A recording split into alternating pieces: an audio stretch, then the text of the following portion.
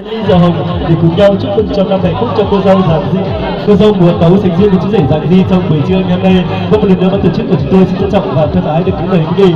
Một lần nữa ban tổ chức của chúng tôi kính mời sự hiện diện của đại diện bên gia đình nhà trai đồng nghĩa với ban tổ chức của chúng tôi và sự hiện diện của đại diện bên gia đình và nhà gái. Chúng ta sẽ theo khẩn trương nhanh chân dạo bước lên trên sân khấu hạnh phúc của chúng tôi để tổ chức lễ phục quy cho đôi bên trong buổi trưa ngày hôm nay. Xin trân trọng được kính mời.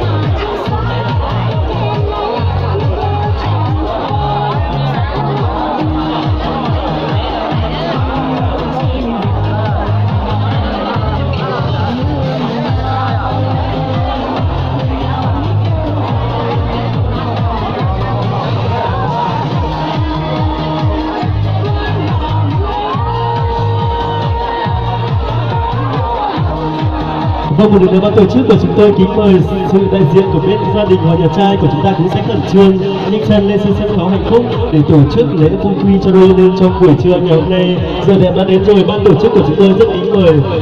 Ban tổ chức của chúng tôi kính truyền lời mời của cô dâu chú rể kính gửi tới các cô cụ già, các bạn trẻ, nam nữ thanh niên gần xa của chúng ta những anh nhận được cánh tiệp hồng của cô dâu chú rể để đến đây trực tiếp cầu truyền hình trăm năm hạnh phúc, chúc cho cô dâu mùa tấu dành riêng với chú rể Giàng Di trong buổi trưa ngày hôm nay ngày càng hạnh phúc. Một lần nữa ban tổ chức của chúng tôi xin trân trọng được thân ái được kính mời.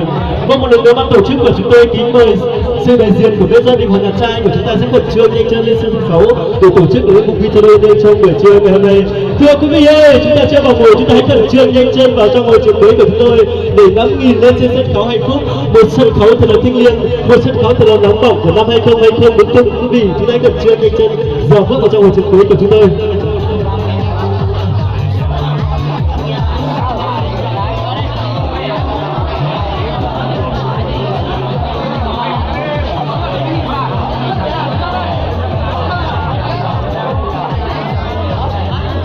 Vâng, thưa quý vị, chúng ta hãy ngắm nhìn lên tại gia đình của chúng tôi trong buổi trưa ngày hôm nay. Một gia đình rất là hạnh phúc và tràn đầy ngập tiếng cười và tràn đầy thật là ý nghĩa của tình cảm, đúng không? Vâng, thưa quý vị, vừa làm miếng trầu là vợ, quả câu là chồng, điếu thuốc là sợi chỉ hồng, với bài ba điếu thất bồng làm duyên. Vậy thì mời quan viên hai họ hai bên xây trầu xây nước, lễ quy duyên xin phép được bắt đầu. Xin hân hoan đón chào quý vị quan khách quý hào hàng thân hữu gần xa. Thay mặt cho ban tổ chức đầu tư, yêu và được yêu là niềm hạnh phúc lớn lao của mỗi con người, là món quà quý giá mà cuộc sống ban tặng cho chúng ta.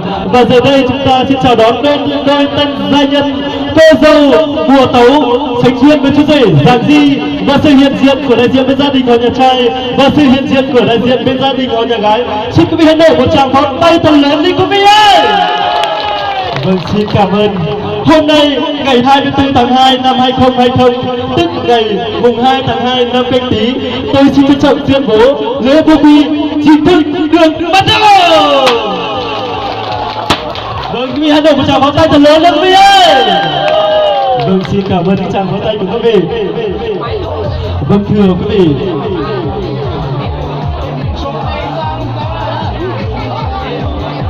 yêu nhau thì chẳng quản xa gần, cầu không tay biển cũng lần mà sang. Yêu nhau chẳng quản lầm than, mấy sông cũng rồi mấy ngàn cũng qua. Yêu nhau chẳng ngại đường xa, lá vàng cũng viết, phong ba cũng điều. Yêu và được yêu là niềm hạnh phúc lớn lao của mỗi con người, là món quà quý giá cuộc sống ban tặng cho chúng ta. Vâng, thưa quý vị, đi khắp thế gian thì không ai tốt bằng mẹ, mà gánh nặng cuộc đời không ai khổ bằng cha.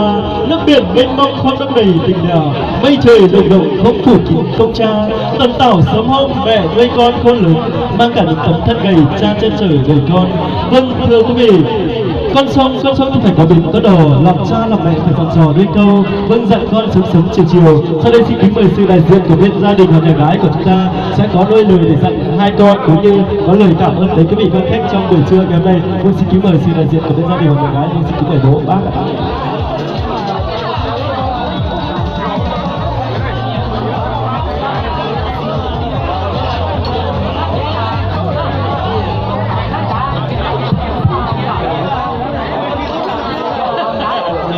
lò đâu, cái lò ấy là của nuôi cá nuôi rồng, nuôi nuôi hú. Đấy thì cũng là tổ chức lò một đồ cùng thầy đấy tụi bố trong số lò. Và họ gọi có đồ là cái nuôi cá là em phát tụi chúng nó có chỉ biết phải gì thôi. Tụi thầy tụi bố này, tụi nhà nhi này, tụi nhà tụi tí này, tụi tụi nhát tụi đời.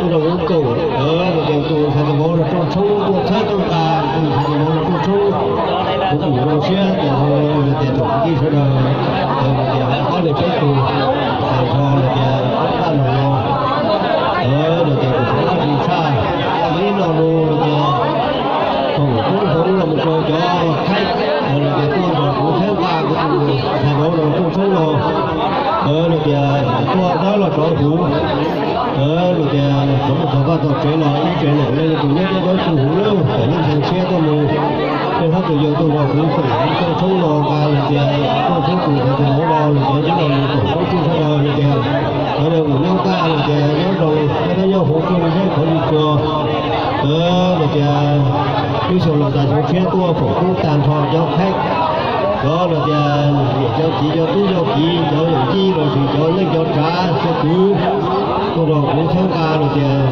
thầy nó tôi sống thì cũng sau này thì cũng có khai nhau trong những khai nhau chia của nhau ca những thứ rồi đôi thì rồi thì nó có hồ thì cho có một điều khó là thì tại ba thì chỉ tổng tê với số chia tôi sẽ được những khai nhau chia một thằng rồi chia ơi tôi trộn được cái số đó ơi còn ơi. Vâng, thưa quý vị, vừa rồi nhà gái phát biểu không ngắn không dài những trận đầy tình cảm để dặn dò hai con cũng như lời cảm ơn của quý vị quan khách trong buổi trưa ngày hôm nay. Vâng, thưa cô, các ông các cùng cụ già, các bạn trẻ năm đến trân trọng và kính mến.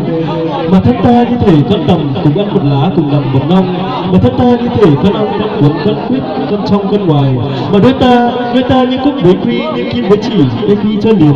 Vừa rồi nhà gái cũng phát biểu rồi, nhà trai cũng có đôi lời xin thưa để cho biết rể biết dâu để cho hay họ được về lâu về dài. Bây sau đây kính mời bên đại diện bên gia đình họ nhà trai của chúng ta sẽ có đôi lời để cảm ơn quý vị quan khách trong buổi trưa ngày hôm nay. Tôi xin trân trọng được kính mời.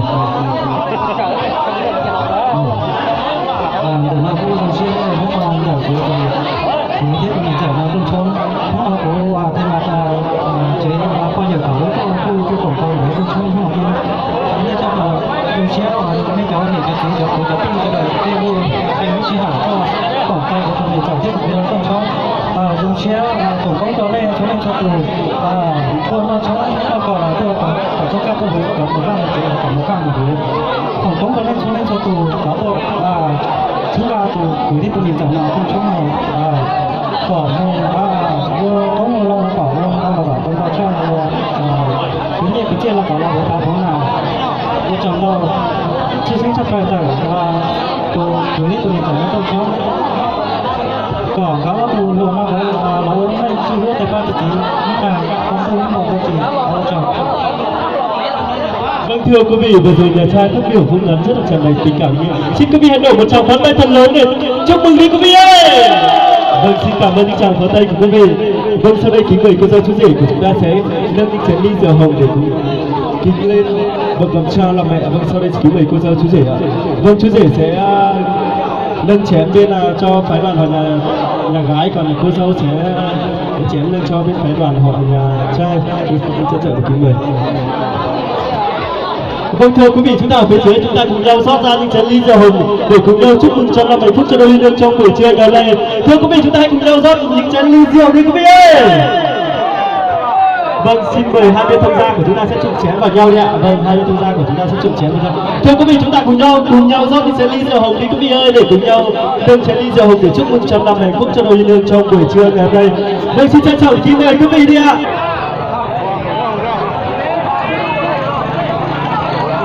Vâng, sau đây kính mời hai bên thông gia của chúng ta sẽ có những chiếc bắt tay thật là nồng hậu để hai bên thấm thật vì lâu vì dài hơn nữa. Vâng, sau đây kính mời hai bên thông gia của chúng ta sẽ có những chiếc bắt tay thật là nồng hậu đấy ạ. Vâng, xin kính mời hai bên thông gia.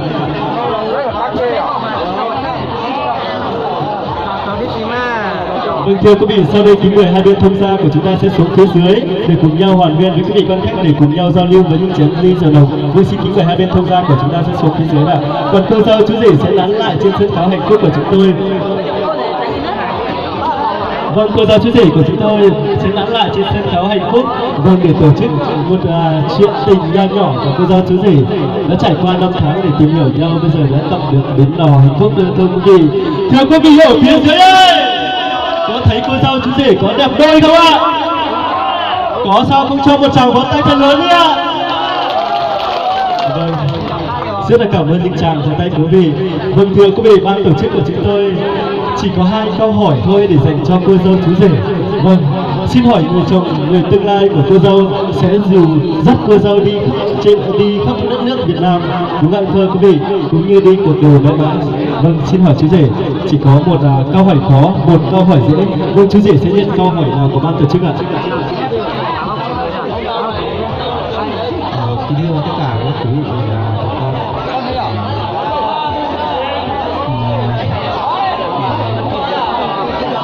Vâng, chỉ là mình nhận câu hỏi khó hoặc là câu hỏi dễ thôi ạ. Không hồi hộp, chắc là chú rể hồi hộp quá. Bản thân Ngọc Thư cũng đứng đây cũng hồi hộp theo đấy ạ. Vâng, xin. Vâng, chú rể sẽ nhận câu hỏi khó hay câu hỏi dễ ạ? Vâng, quý vị hãy nổi một tràng pháo tay thật lớn. Vâng, chú rể đã nhận câu hỏi khó. Vâng, thế là đồng nghĩa với cô dâu sẽ được nhận được câu hỏi dễ đúng không ạ? Đúng không cô dâu? Vâng, thưa quý vị, câu hỏi khó của ban tổ chức của chúng tôi.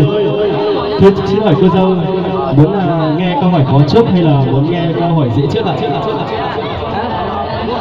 Câu hỏi khó trước ạ. Vâng, nhường câu hỏi khó cho người chồng mình. Vâng, đúng như vâng, xin hỏi chú rể một câu hỏi khó, đúng ạ? Chú rể và cô dâu yêu nhau được mấy năm rồi? Vâng, chú hãy nổi một tràng pháo tay thật lớn đi quý vị ơi. Đấy là một câu hỏi khó của ban tổ chức. Vâng, xin kính mời chú rể để trả lời câu hỏi đấy. Xin trả lời câu hỏi. Yêu nhau được 3 năm rồi ạ. Quý vị có nghe rõ không ạ? Có cho một tràng pháo tay thật luôn quý vị ơi. Vâng, yêu nhau được 3 năm rồi. Vâng, sẽ chuyển câu hỏi dễ cho cô dâu đây. Yêu nhau được 3 năm, một câu hỏi dễ của ban tổ chức của chúng tôi. Một câu hỏi dễ nhất của năm 2020 đúng không thưa quý vị? Trong khoảng 3 năm đấy, cô dâu và chú rể đã từng làm gì nhau rồi? Đấy là 3 câu hỏi dễ của ban tổ chức. Vâng, xin cô dâu hãy trả lời ạ. Hãy nổi một tràng pháo tay thật lớn để chào đón câu trả lời của cô dâu đi ạ. Trong khoảng 3 năm đấy, cô dâu và chú rể đã từng làm gì nhau rồi? Vâng.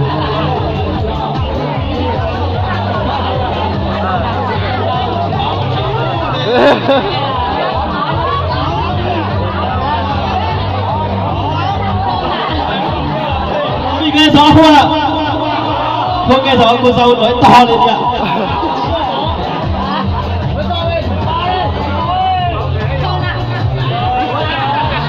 Trong khoảng 3 năm đấy, cô dâu và chú rể đã từng hôn nhau rồi. Thế quý vị có thấy cô dâu chú rể hôn nhau lần nào chưa? Thế hôm nay quý vị có muốn thấy cô dâu chú rể hôn nhau trên sân khấu hạnh phúc này không ạ? Có, cho một tràng pháo tay thật lớn quý vị ơi.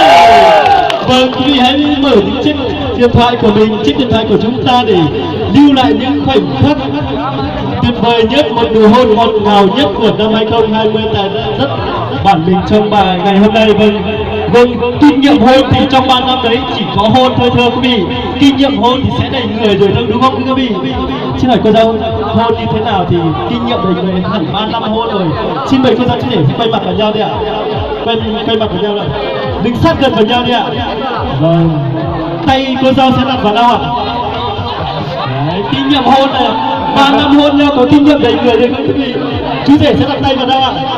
Số điểm đâu tuyệt vời nhất của người con gái đúng không thưa quý vị?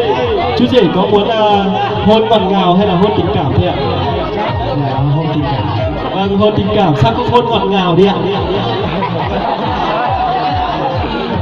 Hôn ngọt ngào cho say đắm vào đúng không ạ? Hôm nay là mọi người đến đây để chứng kiến cho đôi bạn, mọi người đến đây để chúc mừng hai bạn để hạnh phúc sau này.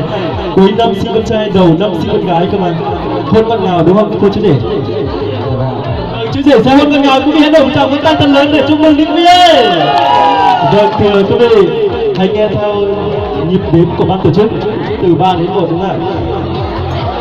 Chú rể muốn hôn vào chỗ nào của cô dâu ạ? Theo truyền thống của người nhân gian của Việt Nam của chúng ta có 3 chỗ để hôn đúng không ạ? Hôn vào tay, hôn vào má, hôn vào môi. Thế chú rể sẽ muốn hôn vào đâu ạ? áo vào mưa. Vâng, thưa quý vị, hôn vào tay thì được sinh 5 trai 1 gái, còn hôn vào má thì sinh 5 gái 1 trai, còn hôn vào bờ môi bé bỏng nhất của người vợ của mình sẽ sinh 1 trai 1 gái. Thưa quý vị, hãy ngắm nhìn đến sân khấu hạnh phúc của chúng tôi trong buổi trưa ngày hôm nay.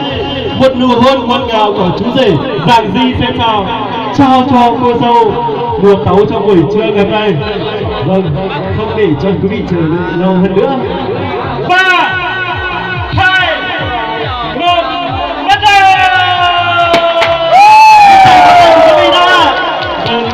Hôn rất lâu, hôn rất tình cảm. Đấy là nụ hôn ngọt ngào nhất của năm 2020 mà MC Ngọc Tư đã từng nhìn thấy.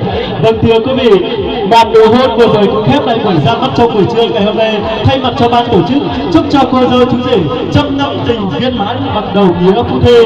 Chúc cho quý vị quan khách có một bữa trưa thật là ngon miệng và tươi vui. Xin chân thành cảm ơn. Sau đây kính mời cô dâu chú rể sẽ xuống phía dưới để cùng nhau rót ly rượu đồng để cùng giao lưu với quý vị quan khách trong buổi trưa ngày hôm nay. Tôi xin mời cô dâu chú rể.